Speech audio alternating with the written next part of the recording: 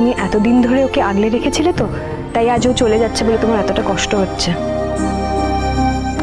কিন্তু একবারও কি তুমি ভেবে দেখেছো ও যখন বড় হবে, কথা বলতে শিখবে, ও তোমাকে কি বলে ডাকবে? দীপা, বীরের যাওয়া নিয়ে কি তোমার কোনো আপত্তি আছে? ও মা, দীপার আপত্তি থাকতে যাবে কেন মা? বীর তো আমার পর নয়, ও আমার কাছে গেলে তো ভালোই থাকবে।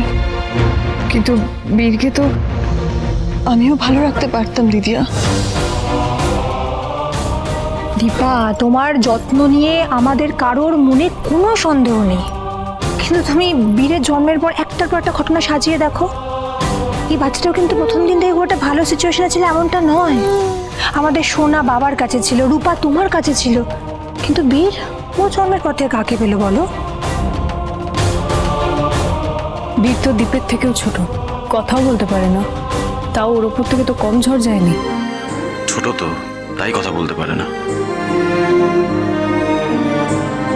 তুমি দেখবে দিদিয়া বীরকে খুব ভালো করে মানুষ করবে। দীপা দেখো, তোমার জীবনেও তো কম ঝড় ওঠেনি বলো।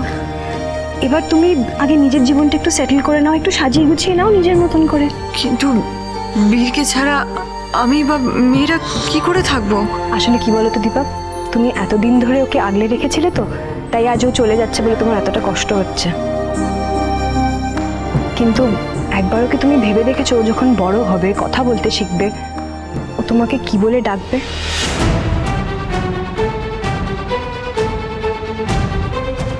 মা বলে ডাকলে তোমার ভালো লাগবে কি দীপা? আমার মনে হয় পালক ঠিক কথা বলেছে। মা, আপনিও এই কথা বলছেন? হ্যাঁ, বলছি। বীরের মুখে মা ডাকটা তোমার জন্য অস্বস্তির হতে পারে,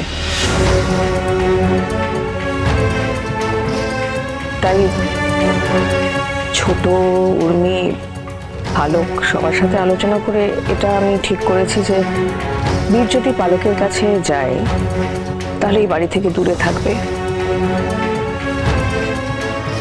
যে কোনো অসুস্থ সিচুয়েশন থেকে অনেক সুস্থভাবে বাঁচতে পারবে, একটা স্বাভাবিক জীবন যাপন করতে পারবে। ওর কথা ভেবে, সবার ভালোর কথা ভেবে এবং তোমার কথা বিশেষ করে ভেবে এই সিদ্ধান্ত নিতে আমি বাধ্য হয়েছি। হ্যাঁ, আপনাদের বাড়ির ছেলে বীর, আপনারা যা সিদ্ধান্ত নেবেন নিশ্চয়ই ভেবে চিন্তেই নেবেন। কিন্তু কি জানেন তো মা, হুট করে কেমন সব ঠিক হয়ে গেল, আমি কিছু জানতেই পারলাম না। আমি সত্যি ভাবিনি যে এই বিষয় নিয়ে তোমার সাথে আলাদা করে কথা বলতে হবে, কিন্তু তোমাকে কোনো রকম কষ্ট বা বেদনা দেওয়ার জন্য এই ডিসিশন নয়।